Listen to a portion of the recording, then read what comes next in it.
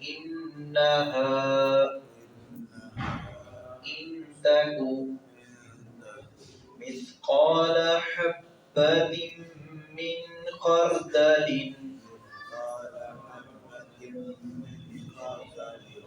حبة من خردل فتكن في صخرة أو في السماوات أو في الأرض يأتي بها الله إن الله لطيف خبیر۔ حضرت لقمان نے اپنے بیٹے کو واعظ و نصیحت کیا اور ایک تربیتی انداز اپنایا۔ بیٹے کی تربیت کے لیے جس طرح حضرت لقمان نے اہتمام کیا ہے، بند و نصائح فرمائے ہیں، ہر باپ کا حق بنتا ہے کہ اپنے بچوں کی تربیت کرے، ان کو بند و نصائح کرے اور ان کو خیر کی طرف بلائے اور شر سے خبردار کرے اور روکے اس کو ہاتھ کے ساتھ، زبان کے ساتھ، ہاتھ کے ساتھ، جہاں تک بس چلتا ہے وہ اصول اختیار کرے جو اصول ہمیں کلام اللہ نے دیا ہے، جو اصول ہمیں احادیث رسول اللہ صلی اللہ علیہ وسلم نے دیا ہے۔ تو سب سے پہلی بات حضرت لقمان نے اپنے بیٹے کو یہ سمجھائی کہ اللہ کے ساتھ شرک نہیں کرنا۔ جو بندہ توحید پرست ہے، جو اللہ رب العزت کو ہی نفع نقصان کا مالک سمجھتا ہے، اسی کو ہی اپنا کارساز سمجھتا ہے، اس کے ساتھ کسی کو شریک نہیں ٹھہراتا، اس کے ساتھ کسی اور کو کارساز، کسی اور کو نگہبان نہیں سمجھتا، حقیقی ملجا و ماوا اللہ رب العزت کی ذات کو سمجھتا ہے تو وہ کامیاب ہے۔ اور ساتھ یہاں تک انہوں نے واضح کیا ہے، اللہ رب العزت نے ترجمانی کی ہے اور کلام اللہ کے ذریعے حضرت لقمان کی اس باز کی کہ انہوں نے کہا کہ چھوٹی سی چیز ہو، چھوٹی سے چھوٹی، کتنی بھی باریک ہو، حتیٰ کہ رائی کے دانے کی مثال اللہ رب العزت نے دی ہے، وہ بھی اسے مثال دے کر سمجھایا ہے کہ رائی کا دانہ ہو، چھوٹی سے چھوٹی چیز ہو، وہ بھی چھپ جائے، چٹان کے اندر کوئی چیز چھپی ہو تو اللہ رب العزت اس کو لے آئے گا۔ کیا مطلب ہے کہ انسان جہاں کہیں بھی چلا جائے، اس نے اچھے کام کیے ہوں تو وہ بھی واضح ہو جائیں گے کل قیامت کے دن۔ اگر اس نے برے کام کیے ہیں، خسارے والے کیے ہیں، سیاہ کرتوت بولے ہیں تو وہ بھی سامنے آ جائیں گے، کتاب زندگی اس طرح سامنے نکھر کر اس کے آ جائے گی۔ تو اللہ رب العزت نے فرمایا کہ یہ شرک نہیں کرنا، اس کے ساتھ ساتھ اپنا یہ عقیدہ پختہ رکھنا ہے کہ اللہ بڑا ہی باریک بین بھی ہے اور خبردار بھی ہے، وہ ہر چیز سے باخبر ہے اور کوئی ذات نہیں ہے جو ہر چیز سے باخبر ہو۔ یہ صرف اور صرف اللہ رب العزت کی ذات ہے جو باریک بین بھی ہے اور باخبر بھی ہے۔ یا بنیہ، اے میرے پیارے بیٹے، حضرت لقمان کا یہ پہلے بھی بات ہوئی تھی، بیٹے کو بھی پکار رہے ہیں، محبت سے پکار رہے ہیں۔ ہمیں یہ سخت لہجہ خام خواہ ہر وقت اختیار کرنا بچوں کے ساتھ یہ غلط ہے، یہ رویہ ہمیں بھی ترک کرنا ہوگا۔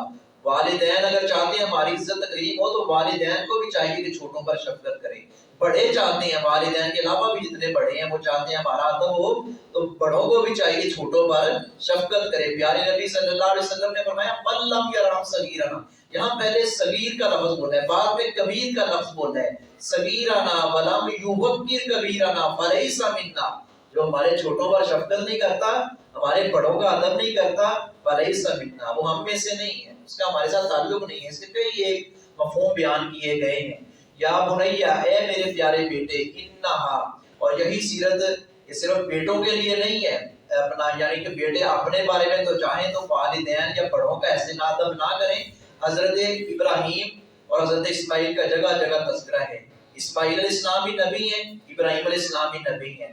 حضرت اسماعیل اپنے باپ کو یا ابا دیا ہے، میرے ابا جان، بڑے ادب سے پکار رہے ہیں، اور حضرت ابراہیم اپنے باپ کو ادب سے پکار رہے ہیں، حالانکہ وہ ایمان نہیں لے کر آئے تھے ان پر، لیکن پھر بھی کہتے ہیں یا ابا دی۔ تو ادب کا دامن کبھی نہیں چھوڑنا چاہیے۔ ادب پہلا کرینہ ہے محبت کے کرینوں سے. یا بنیا اے میرے پیارے بیٹے، انہا بلا شبہ وہ سے مراد وہ اچھائی یا برائی جو کی ہے، ان تاکو اگر ہو مثقال حبت رائی کے ایک دانے کے برابر، مثقال حبت من خردل رائی کے ایک دانے کے برابر بھی. تو رائی کا دانہ جو ہے یہ ترازو کے پلڑے میں رکھ دیا جائے، مفسرین نے لکھا ہے یہ اس کو جھکا نہیں سکتا، بالکل اس کی معمولی سی ایک حیثیت ہوتی ہے.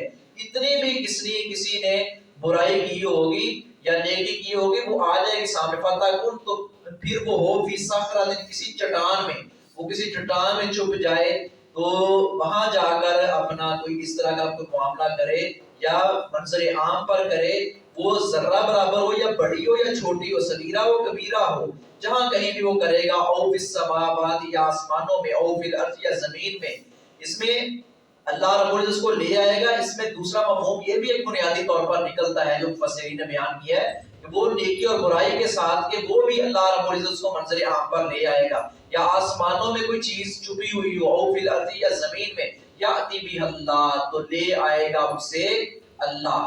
یہاں تک کہ ہمارا اللہ تعالیٰ کے فضل و کرم سے عقیدہ ہے، ہمیں استقامت بھی دے اور اس کے اندر جو کمزوریاں عقیدے کے اندر ہماری اصلاح بھی فرمائے کہ سیاہ رات ہو، کالی رات ہو اور سیاہی چھائی ہوئی ہو تو اللہ رب العزت زمین پر چلنے والی چونٹی جو ہے اس کی حرکات و سکنات سے بھی واقف ہے.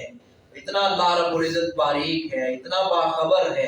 حتیٰ کہ بعض نے تو یہاں تک لکھا سیاہ پتھر پر چل رہی ہو، سیاہ رات ہو اور چونٹی کی آہٹ کو اللہ رب العزت سن بھی رہا ہے، دیکھ بھی رہا ہے. وہ سمیع بھی ہے، وہ بصیر بھی ہے. اس سے بڑھ کر اعلیٰ سماعت اور بصارت کسی کی نہیں ہے. یا اتی بھی اللہ تو لے آئے گا اسے اللہ رب العزت. ان اللہ بلا شبہ اللہ رب العزت لطیف نہایت باریک بین ہے، خبیر خوب باخبر ہے.